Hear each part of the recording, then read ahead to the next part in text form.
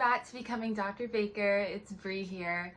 It has been a minute and I am totally aware of that. So sorry. I have been incredibly busy and I just wanted to do a really quick update video. I know I had left a community page post about how busy I've been, but just wanted to check in with everyone, show face, show that I'm actually totally fine and that things are going well. Things have just been busy. So I'm going to tell you all what's been going on. Yeah, I think it's been about maybe, oh gosh, like 3 weeks since I posted a video.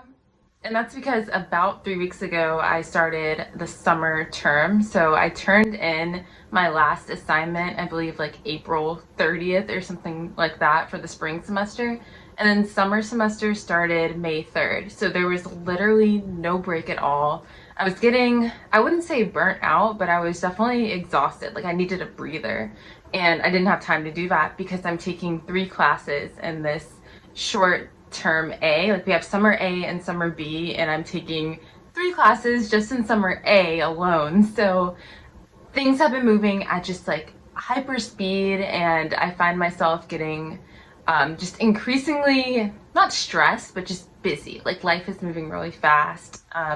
So that's why I decided to take a little bit of a break from Becoming Dr. Baker. Not because I don't love you all dearly and because I don't want to post any videos, but I literally have not found the time, and I hope that you all can sympathize or empathize with me in that. So class has been one thing, and then I've also been planning a move. Most of you all know that I am not currently in New York City. I am in my hometown. I'm in the South. Living and thriving, but I'm here states away from where, you know, I thought that my life would be taking place at this moment in time. And because of that, my second year is going to look really different. I'm kind of nervous about it because year 2 in a doctoral program, you kind of take on increased responsibilities. I'm launching my own study. I am also going to start clinical work, which I'm super, super excited to do.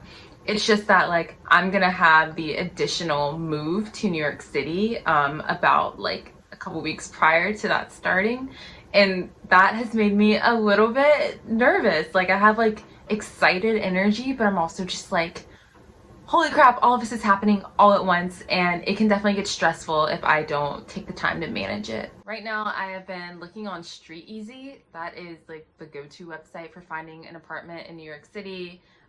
Discussing with my roommates on, you know, what kind of things that we want, what our budget is, trying to put in applications to places. But in New York City, things just move so fast. Like I'm going to do a video, probably a gazillion videos, one on just like what it's like moving from the slow moving rural South to New York City, but also just on like here in North Carolina, when you want an apartment, you literally say like, okay, I want this apartment. You put your name down, they give you a key, and it's like good to go. And in New York City, they want to know everything about you.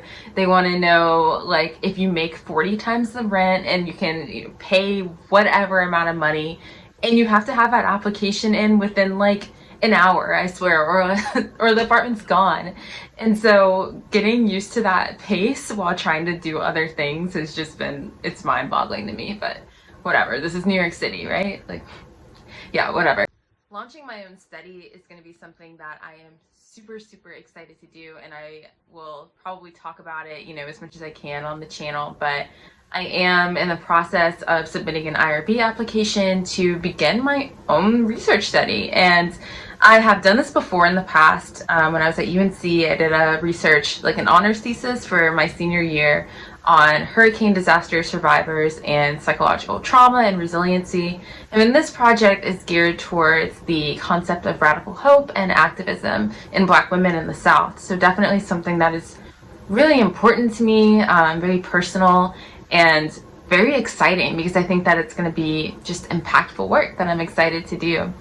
But with that just comes a lot of documents. Submitting an IRB when you're super excited about something, it's like you want everything to go like really quick, but everything needs to be very quality. And you just have to know the ins and the outs of your project. Like, how are you going to protect your data? How are you going to collect your data and analyze it? And, you know, what impact is it going to make? All that sorts of stuff. So I'm in the process, or I think I'm done now, but, you know, waiting for my advisor's approval on that, and that should be going pretty soon. I think that I had, I don't know if I said it on the channel, but I did quit my job back in April. Things were getting, I would just say like a lot. You're not supposed to work in a doctoral program, like especially in clinical or counseling or school psychology, where there's that also like applied portion of the research, or like clinical work and research. So I was working during my program and it was a lot. Things being virtual made it easier in a way, but it also made it a lot harder because literally every time I opened my computer screen, it was like a heart attack. Like, oh my God, heart palpitations. Here's my whole world. Here's everything that I have to do. And with work and school and the consulting and Black and mental health and Twitter and like everything, it was just a lot. So I made the executive decision that like I'm saving money here, living at home. I don't need a job as much as I love it, and I had to let it go. About a month after that, I accepted a full-time internship. Why? Because I'm Bree and that's what I do. I don't know why I do this to myself, but I felt the calling to just search around. Something came to me that was something I could not pass up. It's actually working in pharmaceuticals as a health equity and community wellness medical affairs strategist, which is a lot of jargon that I had to learn what all that means. But basically, being the bridge between researchers and kind of the people who produce or like the marketing of a drug or a vaccine or a program, being the bridge between the science and the actual like dissemination of the product. So it's kind of hard to describe, but basically like communications in a way, but also really, really into community engagement and the equity piece of this.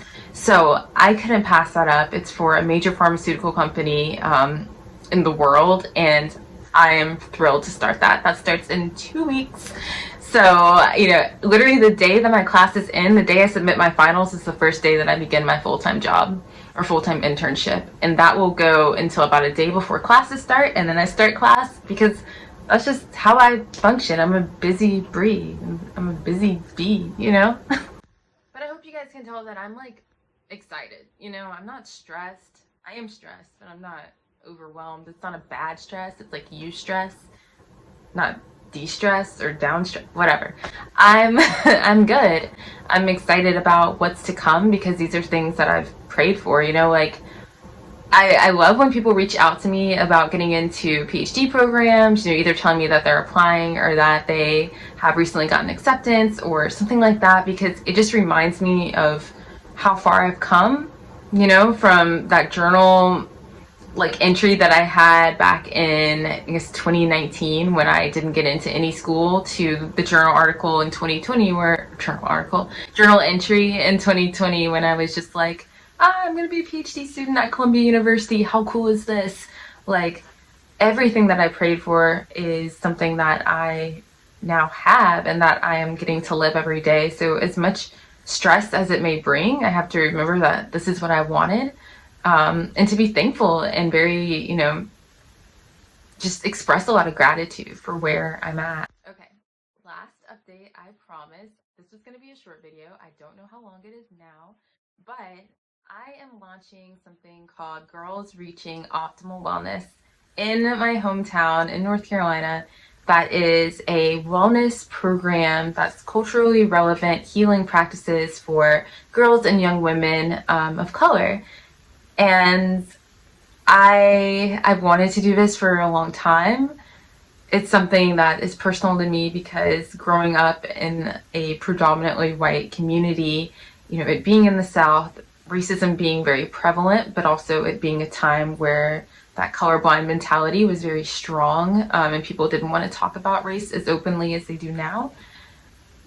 I really wanted to do this for my community, for girls who look like me, and who don't have the resources or the social support that I desperately wish that I had. So that is starting this summer as well. Yes, I'll be working full-time.